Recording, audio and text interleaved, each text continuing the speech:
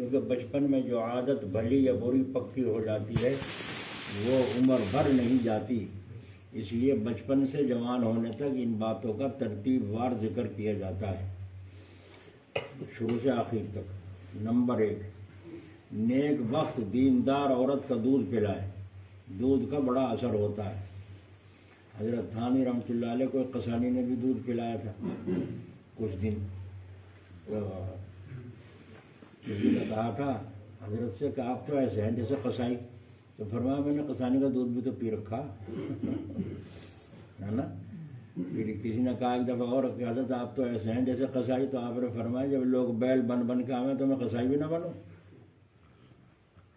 ہے نا۔ ایک آدمی نے پوچھا حضرت یہ جو ہے مرغہ فرشتوں کو دیکھ کر اذان دیتا ہے، یہ سنا ہے، یہ صحیح ہے غلط ہے؟ حضرت نے فرمایا ہو سکتا ہے فرشتوں کو دیکھ کر مرغہ اذان دیتا ہو، یا اپنی فطرت کے مطابق بولتا ہو کہ جب جی میں آئے جب بول پڑے، ایسا بھی ہو سکتا ہے۔ فرمایا ایسا بھی ہو سکتا ہے، ایسا بھی ہو سکتا ہے، یہ بھی ضروری نہیں کہ ہر دفعہ فرشتے کو دیکھ کے بول لے، اپنی فطرت سے بھی بول سکتا ہے۔ یہ جواب دے دیا۔ پھر فرمایا یہ بات تو ہو گئی الگ، اب میں تم سے پوچھتا ہوں تمہیں بیٹھے بٹھائے کیا بیماری لگی تھی اس بات کے پوچھنے کی؟ کیوں پوچھا تم؟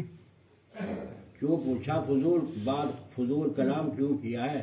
تمہیں اگر یہ معلوم نہ ہوا کہ فرشتوں کو دیکھ کے بولتا ہے یا نہیں بولتا، تمہارا کیا فرق پڑ گیا ایمان میں یا آخرت میں یا قبر میں؟ جو بات پوچھنے کی وہ تو پوچھتے نہیں اپنی بیماریوں کی، یہ پوچھیں فضول فضول۔ تو یہ اصلاحی بات تھی کہ بیٹھے بیٹھے تمہیں کیا بیماری لگی تھی جو تم نے یہ پوچھا، جواب تو دے دیا۔ تو کیا فرمایا؟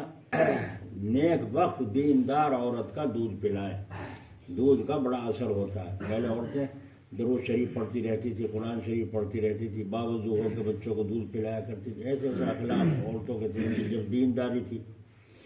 دوسرے عورتوں کی عادت ہے بچوں کو کہیں سپاہی سے ڈراتی ہیں، کہیں اور ڈراؤنی چیزوں سے ڈراتی ہیں، تو یہ بہت بری بات ہے، اس سے بچے کا دل کمزور ہو جاتا ہے۔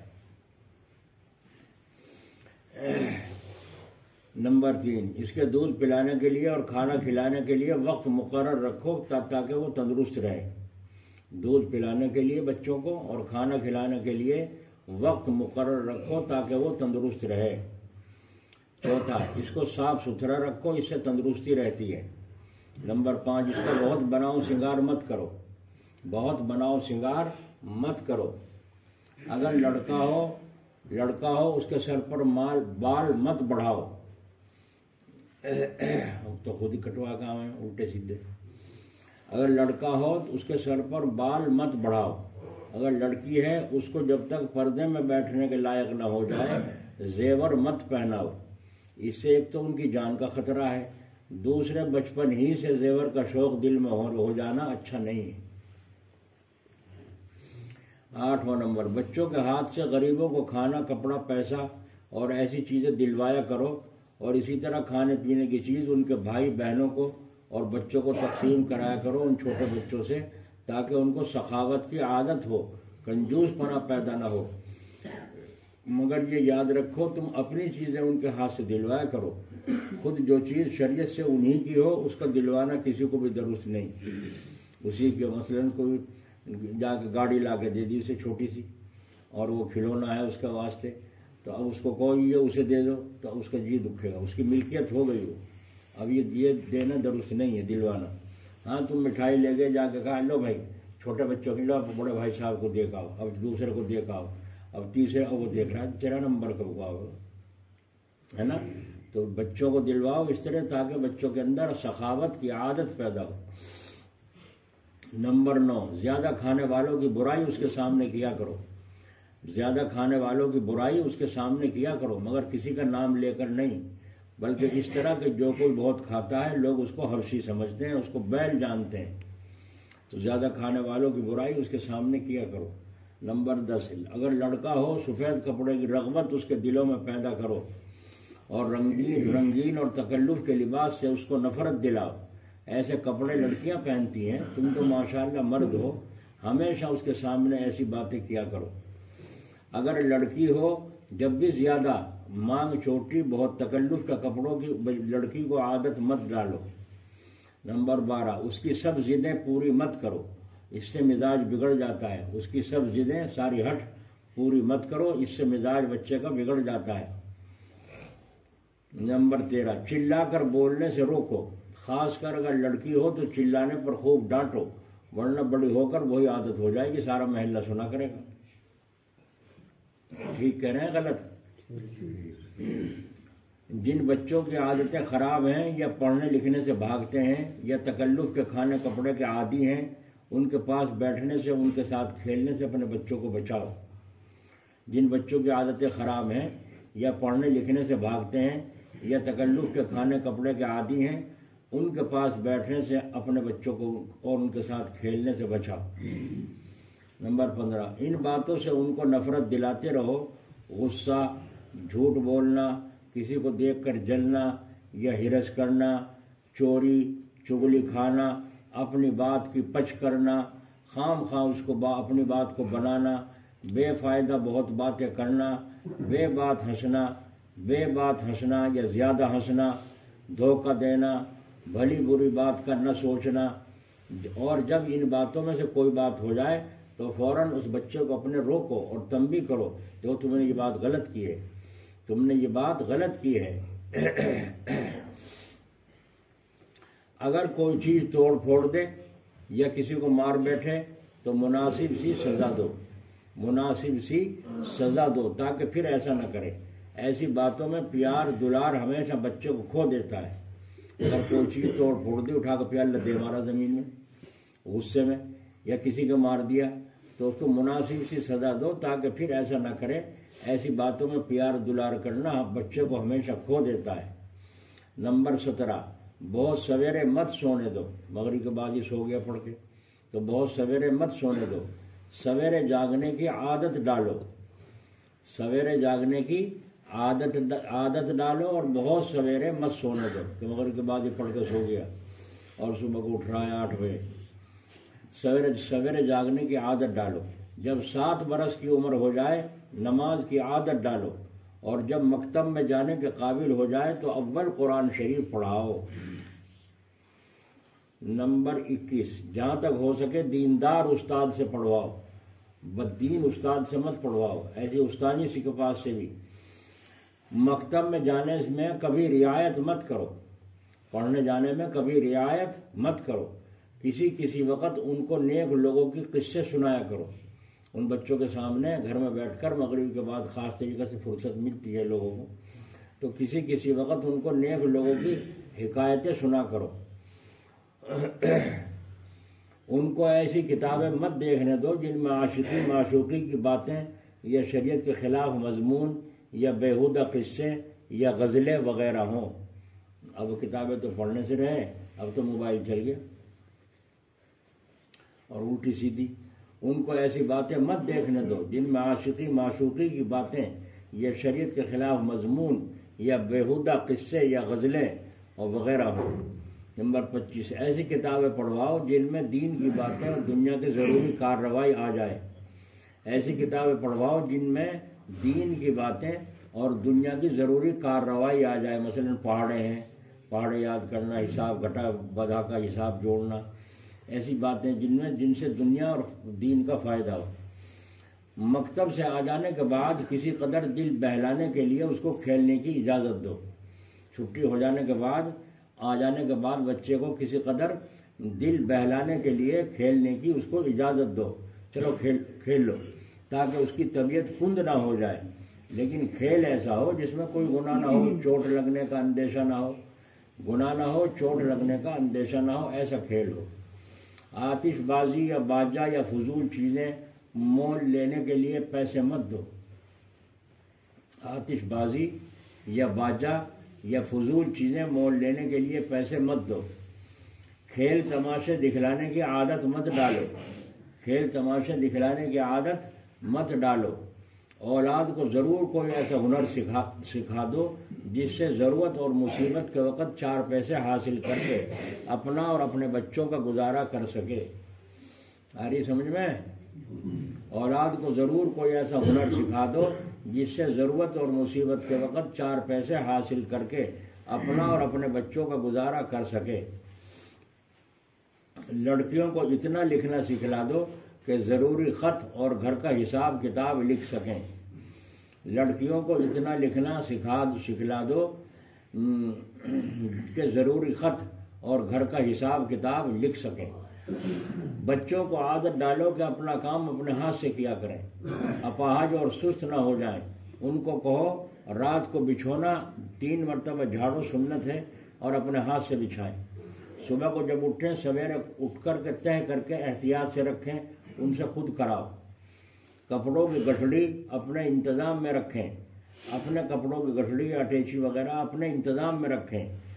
ادھڑا پھٹا خود سی لیا کریں، ادھڑا پھٹا خود سی لیا کریں۔ کپڑے خواہ میلے ہوں خواہ اجلے ہوں ایسی جگہ رکھیں جہاں کیڑے کا چوہے کا اندیشہ نہ ہو۔ دھوبن کو خود گن کر دیں اور گن کر لیں، اور گن کر اپنے کپڑوں کی پڑتال کریں، کتنے کپڑے گئے تھے اور کتنے آئے ہیں ان کو سنبھالیں۔ لڑکیوں کو تاکید کرو کہ جو زیور تمہارے بدن پر ہے رات کو سونے سے پہلے اور صبح کو جب اٹھو دیکھ بھال لیا کرو۔ لڑکیوں کو تاکید کرو جو زیور تمہارے بدن پر ہے رات کو سونے سے پہلے ہے یا نہیں، صبح کو جب اٹھو اس وقت دیکھ بھال لیا کرو، رات کو کسی نے چوری تو نہیں کر لیا، ٹوٹ کے تو نہیں گر گیا۔ لڑکیوں سے کہو کہ جو کام کھانے پکانے سینے پرونے کپڑے رنگنے چیز بننے کا گھر میں ہوا کرے اس میں غور کر کے دیکھا کرو کیوں کر ہو رہا ہے، کس طرح کھانا پکایا جا رہا ہے، سامان کس طرح سے پکایا جا رہا ہے۔ جب بچے سے کوئی بات خوبی کی ظاہر ہو اس کو خوب شاباش دیا کرو، پیار کرو، واہ واہ واہ واہ سبحان اللہ، تو کیسی اچھی ہو۔ جب بچے سے کوئی بات خوبی کی ظاہر ہو بھلائی کی ظاہر ہو تو خوب شاباش دو، پیار کرو، بلکہ اس کو کچھ انعام بھی دو تاکہ اس کا دل بڑھے۔ ڈراویں تو ڈلو آ لیا۔ اور جب اس کی کوئی بری بات دیکھو اول تنہائی میں اس کو سمجھاؤ کہ دیکھو بیٹے یہ بری بات ہے، دیکھنے والے دل میں کیا کہتے ہوں گے، اور جس کو خبر ہوگی وہ دل میں تمہارے سے تمہیں کیسا سمجھے گا۔ خبردار پھر ایسی حرکت مت کرنا، نیک بخت لڑکے ایسا نہیں کیا کرتے، پھر وہی کام اگر کرے تو پھر مناسب سزا دو، پہلے تو تنہائی میں سمجھانا ہے۔ اس طرح سے پیار کے ساتھ۔ 35 نمبر، ماں کو چاہیے کہ بچے کو باپ سے ڈراتی رہے۔ ماں کو چاہیے کہ بچے کو باپ سے ڈراتی رہے۔ بچے کو کوئی کام چھپا کر مت کرنے دو، کھیل ہو یا کھانا ہو یا کوئی اور شغل ہو، جو کام چھپا کر کرے گا سمجھ جاؤ کہ وہ اس کو برا سمجھتا ہے۔